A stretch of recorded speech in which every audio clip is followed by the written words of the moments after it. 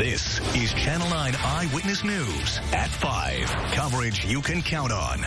A Brevard County grandmother told us about the day she was shot 14 times and her daughter was murdered. I don't want this to happen to nobody. It's horrible. New at 5, the legal action she's now taking because she says that shooting could have been prevented. This grandmother survived being shot 14 times at a birthday party. Her daughter, however, was killed. At 4, you heard her plea for help to catch the killer. Now at 5, why she's going after the apartment complex where it happened.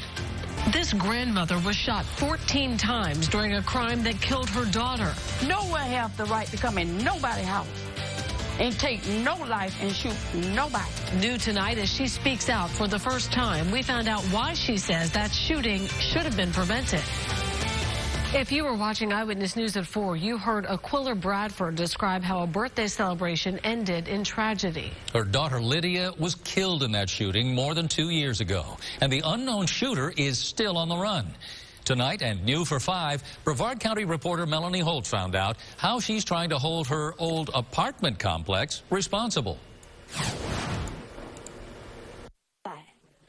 Aquila Bradford is a survivor. The last time we saw her, she was being rushed away from Coco's Longwood Apartments and a medical helicopter.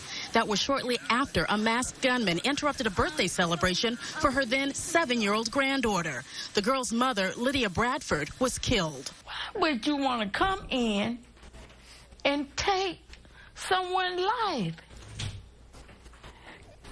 You can't give life. More than 2 years later, the criminal investigation into the shooting here at the Longwood Apartments is still open. I said, baby, they gonna get that bad man.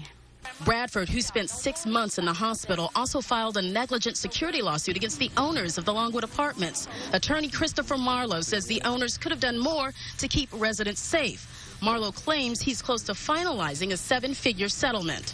There's not enough money in the world that can make these children whole.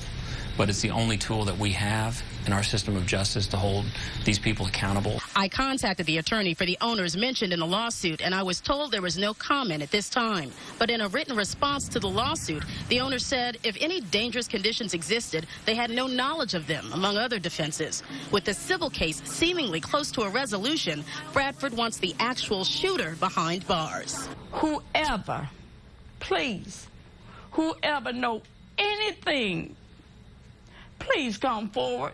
These kids miss their mom. I miss my daughter.